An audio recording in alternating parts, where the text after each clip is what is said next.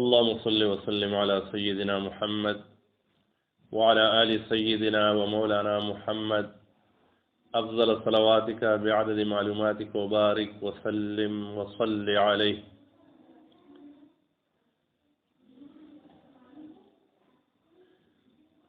الحمد لله رب العالمين، والصلاة والسلام على أشرف الأنبياء والمرسلين نبينا محمد وآله وأصحابه أجمعين.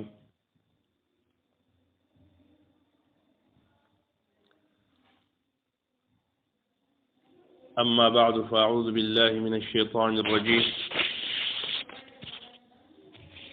بسم الله الرحمن الرحيم.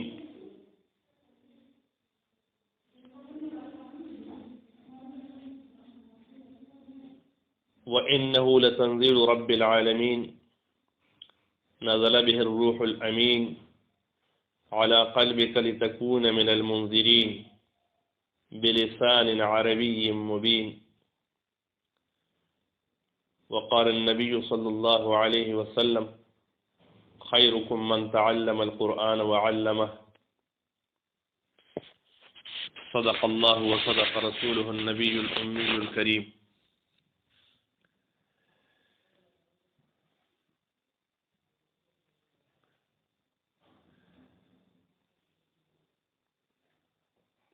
ټولو ناول خدا خبره ده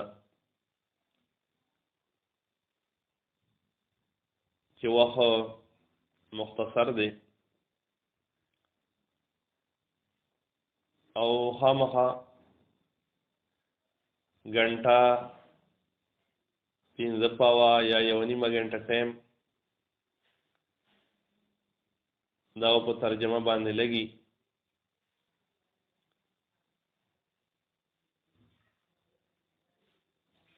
نو دا یو داسې نیک عمل دی چې پیغمبر علیه الصلاۃ والسلام موږ او تاسو ته فرمایلی دي تاسو کې غوره هغه څوک دي چې هغوی قرآن پاک زده کوي او قرآن پاک بل چاته ښیي. په یو حرف باندې حدیث شریف کې راځي الله جل جلاله لس نیکۍ ورکوي. نو بیا د ټول قرآن پاک حروف چې بندو شماري څوره به ترې جوړېږي؟ کم از کم لس نیکۍ الله تبارک وتعالی په دې باندې ورکوي. بل د قرآن پاک بارکه پیغمبر علیہ السلام فرمایي یو انسان د الله تبارک وتعالی نه سوال کولو ته نه وزګارېږي او په زړه کې کومه خبره وي نو الله جل جلاله یې هغه مقصد پوره کوي.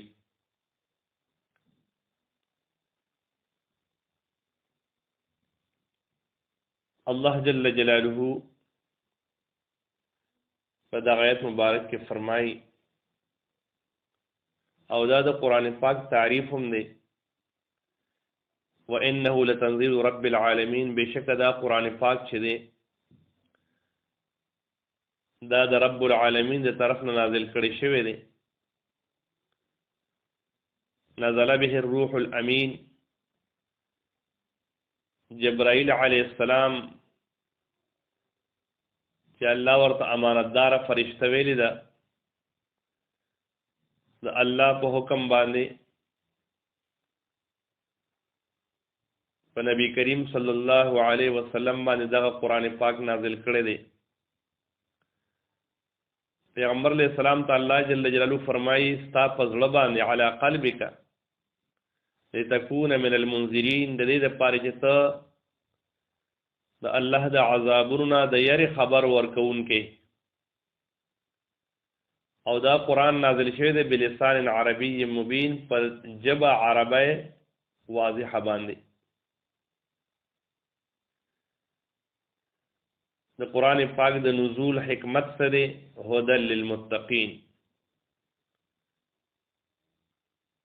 هدایت ته د پاره د ټولو انسانانو خو متقیانو د پاره په اعتبار د فائدې سره هدایت ته.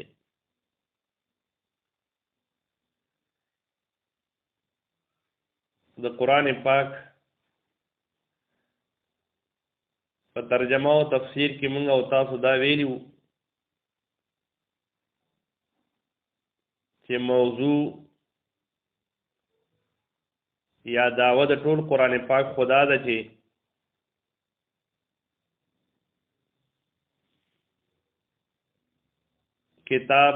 کتاب احکمت آیاته ثم فصلت من لدن حکیم خبیر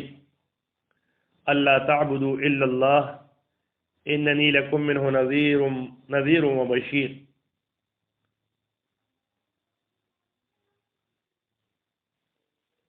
اللہ جل جلالہ سورہ ہود کی دا فرمائی الف لام را دا کتاب دے چې دې آیاتونه محکم دي او بیا وضاحت دې شوی دی من لدن حکیم خبیر دا هغه پوها او خبردار ذات د طرفنا الله تعبدوا الا الله دا چې عبادت باندې کوي تاسو مگر دی او الله بکوي انني لكم منه نذير وبشير. پیغمبر علیہ الصلوۃ والسلام ته الله تعالی فرمایي تاسو وایي چې انني لكم زم استاو د پار منه دا الله تر طرفنا نذير وبشير الله د عذابونو د یاري خبر ورکون کې خوشخبری ورکون کې نیک عمل مسلمانانو ته.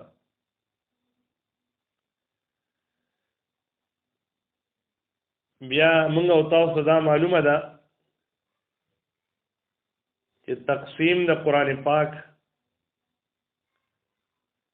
دا غاټو غاټو مضامینو ته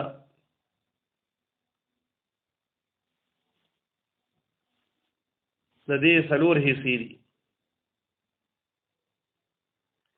د سوره فاتحه نه سوره مائده پورې پدې کې خالقیت د الله جل جلاله بیان شوی دی. بیا د سوره انعام نه سوره بنی اسرائیل پورې پدې کې ربوبیت د الله جل جلاله بیان شوی دی. د سوره کاف نه سوره احزاب پورې پدې کې برکت چې د الله تر طرف نه برکتونه ورکول شي هر څه کې الله برکت اچون کې دی. او بیا د سوره سبا نه سوره والناس پورې پدې کې احوال قیامت دي.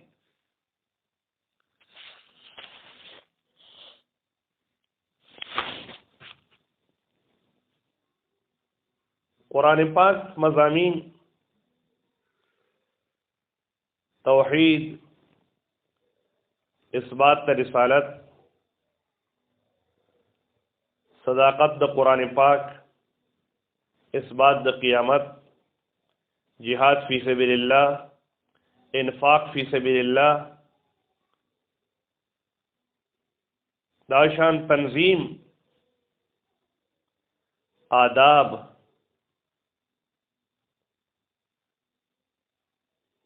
دا د قرآن پاک غټ غټ مضامین دي.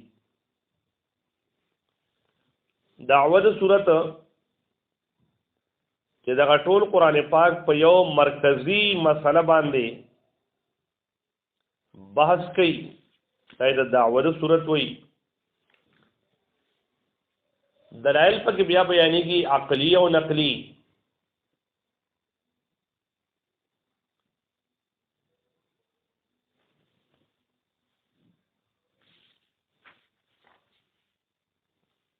نو دا شان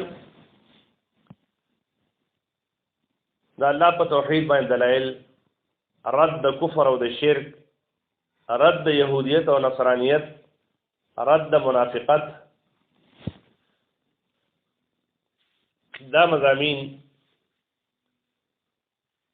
قرآن پاک کې بیا بیانېږي.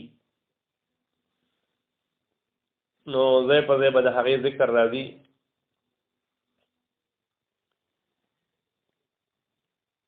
او دا دې لپاره چې زمونږ او ستاسو ایمان مضبوط شي په قرآن پاک باندې د نبی کریم علیه السلام په پیغمبرۍ او رسالت باندې په ورځ د قیامت دا شان موږ چې کوم اعمال کوو د هغې خامخا ثمرات دي د هغې نتیجه به انشاءالله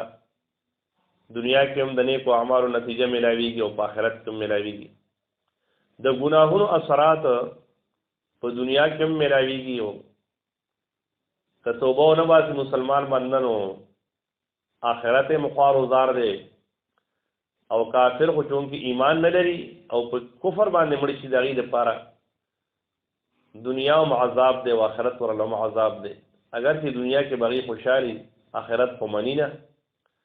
او د مسلمانانو عقیده داره چې د نیکو اعمالو په برکت سره انسان په دنیا کې هم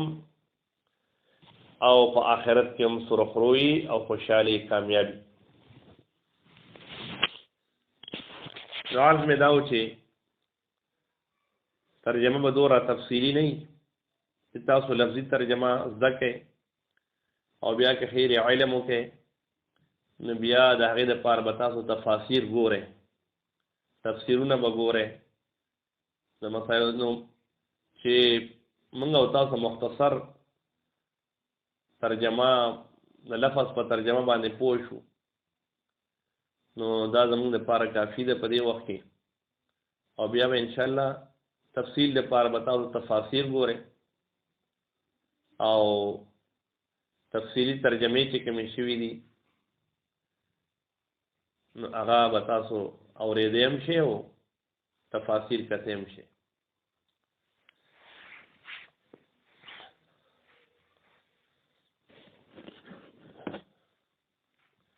نو په اول کې زموږ د اساتذه کرامو طریقه به دا وه چې دعا به یې وکړه نو موږ به هم دعا وکړو بسم الله الرحمن الرحیم پروردګار عالمه دا ستا دا ډېر عظیم کلام دی پروردګار عالمه موږ سره دې د صحیح الفاظو د ادا کولو د صحیح ترجمې د ویلو او د زده کولو توفیق نصیب کړي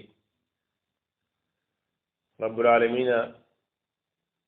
د تمام مشکلاتو نه موږ ته حفظ و امان راکړي د تمام پریشانو نه بیمارو نه وبایي امراضو نه الله تعالی موږ ته حفاظت را نصیب کړي زموږ اساتذه کرام الله د هغې چې کوم ژوندي دي په عمرونو کې برکت واچوي چې کوم وفات شوي دي الله د هغې قبرونه د نور نه ډک کړي رب العالمین موږ ته د نیکو اعمالو توفیق را نصیب کړي هغه بدني عبادات دي او کمالي عبادات دي او نبی کریم صلی الله علیه وسلم چې د خیر کمې دعاګانې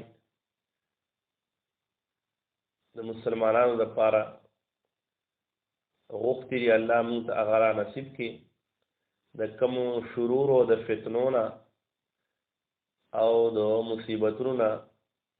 د مرضونو نه چې پناه غوښتې را نو الله تعالی موږ ته د هغې نه پناه او حفاظت را نصیب کړي الله زموږ هر یو کار د خپل رضا موافق وګرځي او زموږ د دې حاضرو کسانو چې څومره حاجتونه دي د شرع موافق دي که هغه هر قسم حاجات دي نو الله تعالی ته یې د عرش معلا د خزانو نه پوره کړي او جایز حاجتونه زموږ یا الله تبارک وتعالی پوره کړي دنیا کې راته ښکلی ژوند را نصیب کړي او د عالم برزخ زندگی راته ښایسته کړي او د قیامت په ورځ باندې الله موږ په حساب کتاب کې کامیابي نصیب کړي او د دې قرآن عظیم الشان په برکت باندې الله زموږ دغه ټولې مرحلې په دې کې موږ ته کامیابي را نصیب کړي الله ته زموږ نه راضي شي یا الله ستا اطاعت او د نبی کریم علیه الصلاۃ والسلام تابعداري او په ورځ د قیامت د هغې شفاعت زموږ د ټولو نصیب کړي الله موږ په قرآن باندې پوه کړي دې الفاظ دې ترجمه دې تفسیر په دې ټولو باندې الله موږ ته پورا پورا نصیب وګرځي. وصلى الله تعالى على خير خلقه محمد وآله وأصحابه أجمعين. أعوذ بالله من الشيطان الرجيم. بسم الله الرحمن الرحيم. الحمد لله رب العالمين الرحمن الرحيم مالك يوم الدين.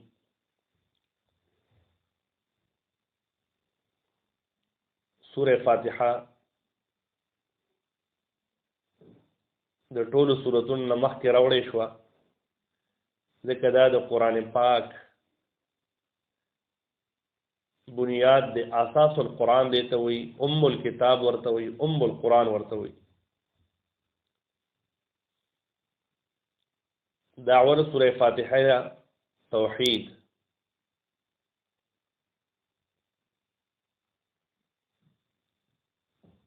سورة فاتحه په دریو حصو باندې مشتمله ده. لومبني درې آیتونو کې دعوه توحید ده او د الله جل جلاله د پنځو صفاتونو بیان دی، او دا په دغه دعوا باندې دلایل دي. څلورم نمبر آیات کې د الله جل جلاله د حق او د بنده د حق بیان دی، او په پنځم شپږم او اوم آیات کې د دعا درخواست دی، او د دریو واړو ډلو بیان دی. الله پچا باندې انعامات کړی دي او بچا باندې غضب کړی شوی دی او گمراه څوک دي.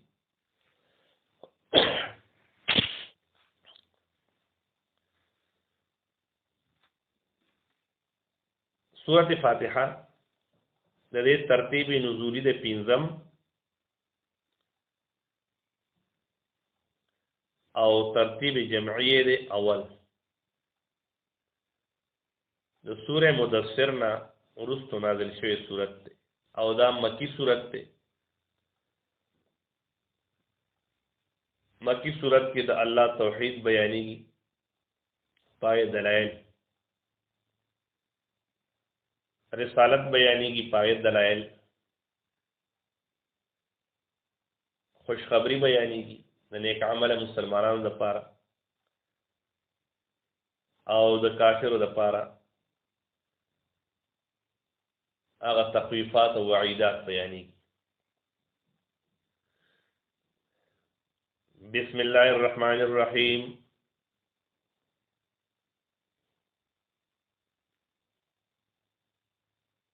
په نوم د الله جل جلاله چې رحمان او رحیم دی شروع کوم زه.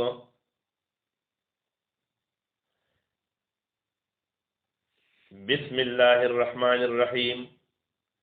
په مدد د نوم د الله جل جلاله چې عام رحم کوونکی دی او خاص رحم کوونکی دی شروع کوم زه.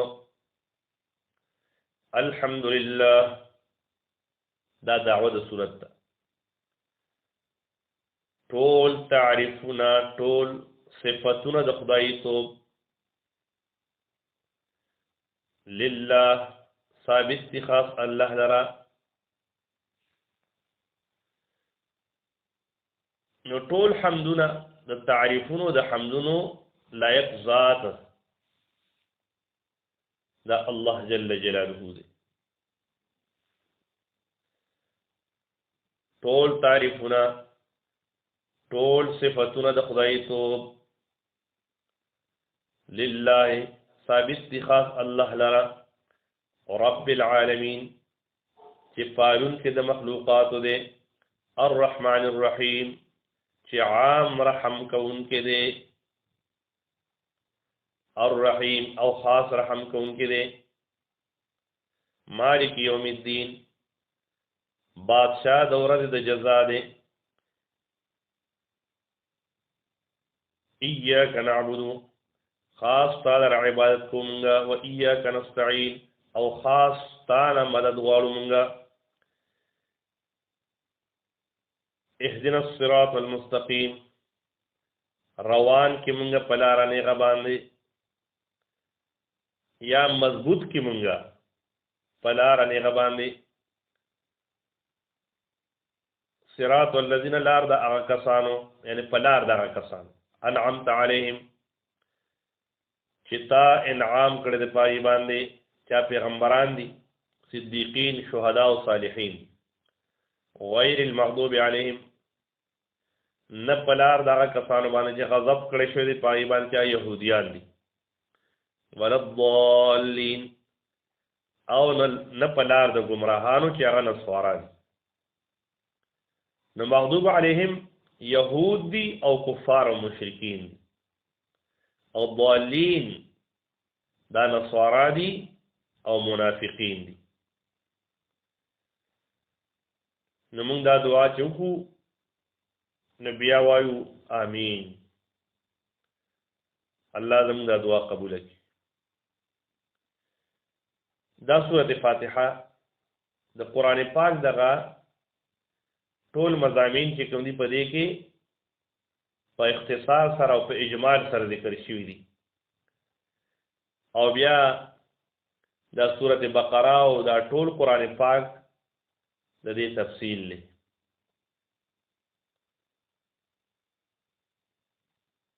توحید سره دلایل بیانېږي کفار او مشرکین ته وعیدات به بیانېږي سره دلایل پیغمبر علیہ الصلوۃ والسلام پیغمبری رسالت دا بیانېږي سره دلایل دا شان د قیامت ذکر او پای کې بشارتونه نیک عمل خلقو ته او تخویفات او وعیدات کافر ته بدبخت خلقو ته او چې کله بیا مدنی صورت نو پای کې به یو مضمون د جهاد هم بیانې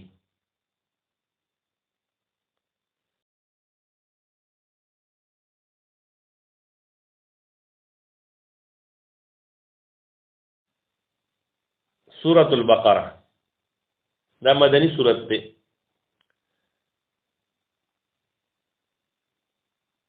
ربط د مخکې صورت سره دا دی چې په سورې فاتحه کې دعا وکړې شو چې اهدنا الصراط المستقیم نو په دې سورې بقره کې د هغې دعا د قبول والی ذکر دی چې دعا دې قبول شو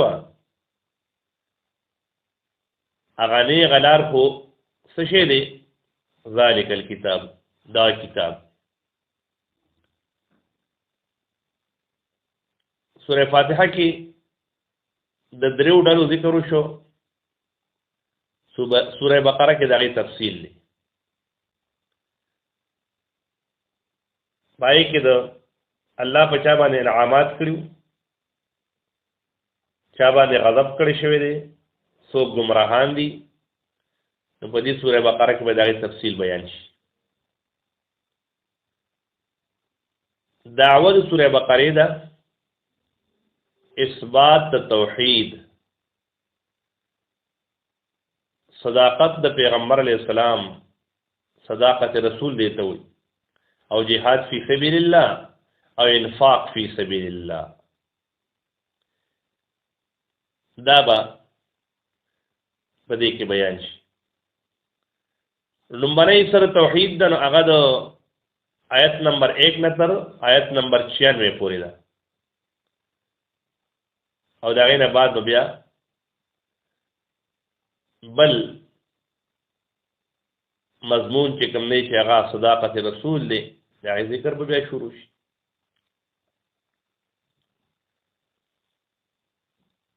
سورۃ بقره مدنی سورۃ ته په اعتبار د نزول سره واقعیم دی او ترتیب جمعی دی دویم بسم الله الرحمن الرحیم الف لام میم الله عالم دې معنا دې حروف ذالک الكتاب دا کتاب چې دې لا ریب فیه نشتره شک پدې کې هدن لار خودن کې دې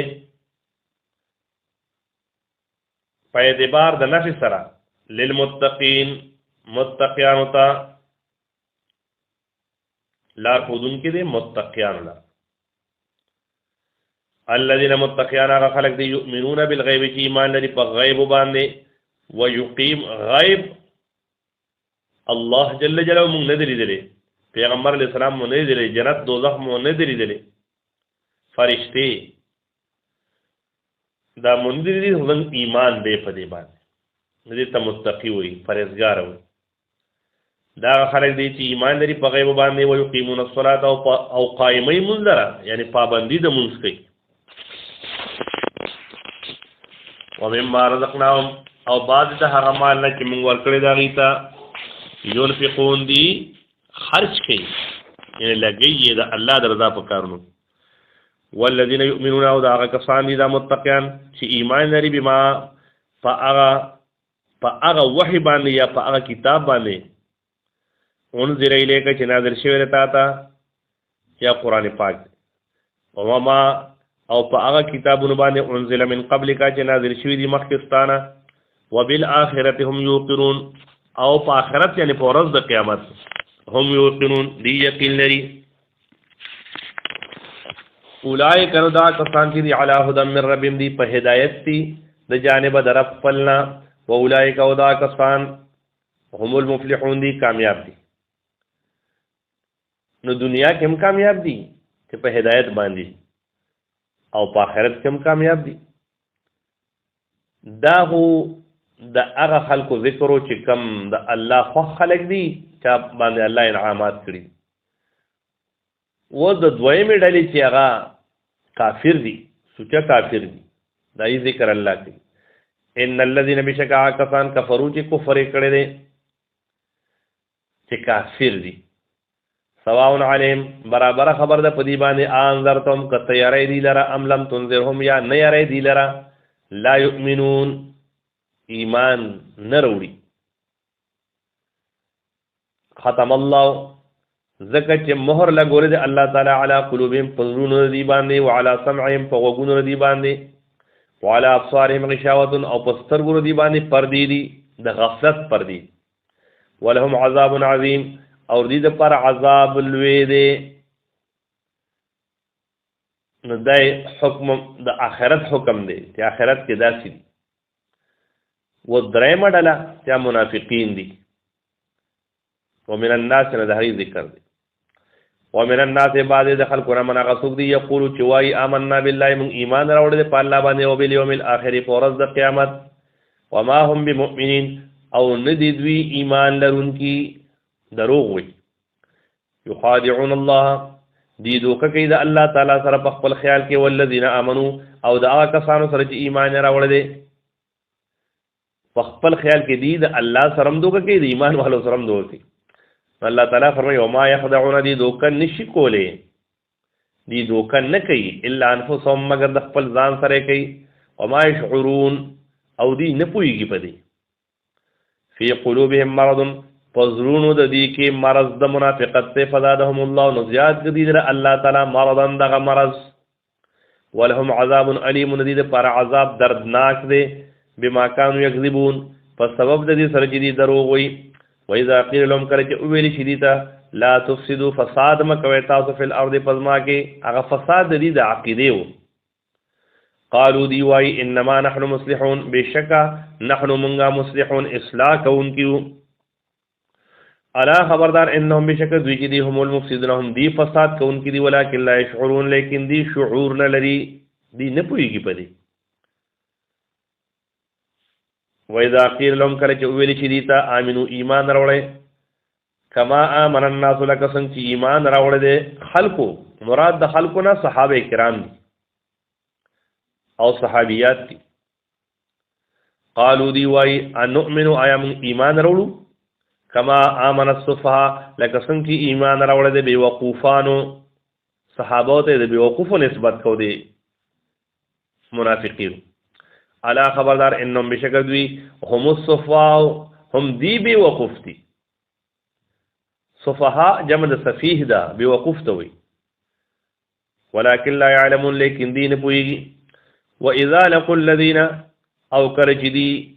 یو ځای شي د هغه کسانو سره آمنو چې ایمان راوړی دی قالو دی وای آمنا من ایمان راوړی دی دا الله تعالی د منافقانو خباثتونه بیانې وإذا خلوا او کله چې دی یوازې شي الی شیاطینهم هغه خپلو شیطانانو سره څه مطلب هغه دی هغه مشران چې کوم دي هغې ته الله تعالی شیطانان وي او شیطانان مشران د دې څوک کافرو کفار مشرکینو او ردی خپلم غټ غټ منافقان هغې ته الله شیطانان وي قالو دی وای انا معکم من خود تاسو سره یو انما بشکا نحنو منگا مستهزئون ټوکی کون کیو په مسلمانانو پوری الله تعالی فرمای الله یستهزئ بهم الله جل جلاله با بدلی د ټوکو ورکی دیتا ويمدهم او مهلت ورکی الله تعالی دیتا فی طغیانهم پس سرکشو د دوی کې یعمهون په داسې حال کې چې دی حیران دي یا په داسې حال کې چې دی د زړه لاندې دي